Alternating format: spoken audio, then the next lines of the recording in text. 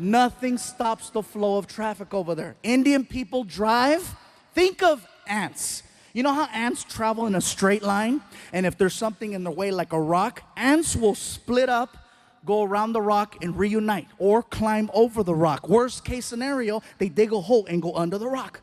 That's the mentality of driving in India. A man can get shot in the middle of the street. People just look at each other. Somebody pick him up. And they'll drag his ass onto the sidewalk. And if there's an accident and they need to get around, guess what's gonna happen to that guy on the sidewalk? Nothing stops the flow of traffic in India, except a cow. Now, I know we've always heard the stories and the jokes about, oh, Indian people don't eat hamburgers. I asked the question and I found out. It's believed that cows are people who have died and they've been reincarnated and their new life is now the cow, which is why they don't eat them and why they give them all the love and respect in the world over there.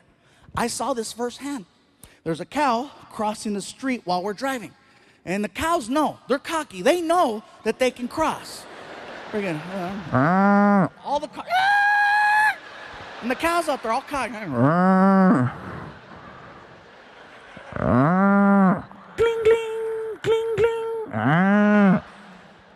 No one honks at the cows. No one yells at the cows. No one touches the cows. They wait for the cows to finish crossing. The cow that we had laid down. The driver just shut off the car. Started tweeting. There is a cow in the middle of the street. Hashtag Momo.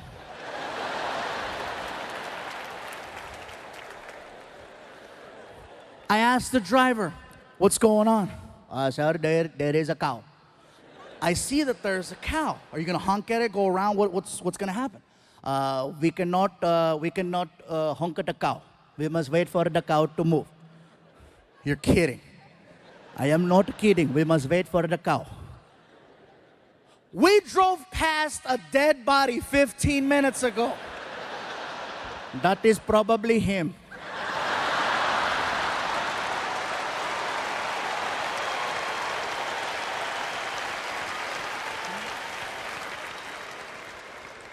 Like seriously, the driving situation over there is so intense, you guys.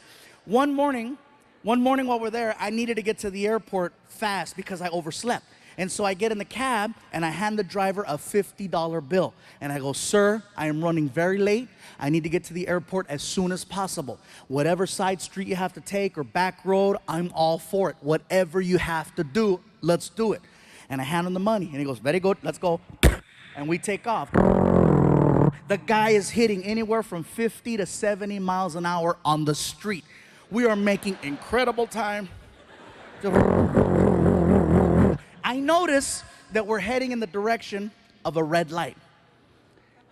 You ever been in a car with someone and you're paying attention to what's going on and you notice that you're about to hit a red light and you know how you start to mentally and physically prepare yourself for the deceleration of the car, and you start anticipating the pressure from the brake, and if you don't get the sensation of slowing down by a certain point, all alarms go off in your head and you sock the driver in the chest.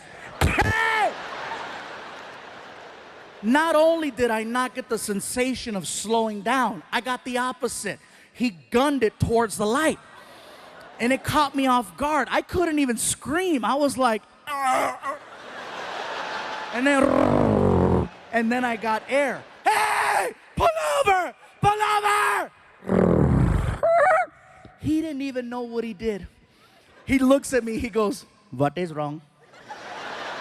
What do you mean, what is wrong? Dude, didn't you see the red light? As calm as can be. Didn't you see there was no one there? You told me, whatever you have to do, okay? Whatever you have to do, you do. Do you want to yell or do you want to make plain? He made a good point. I sounded like a third grader. I want to make plain.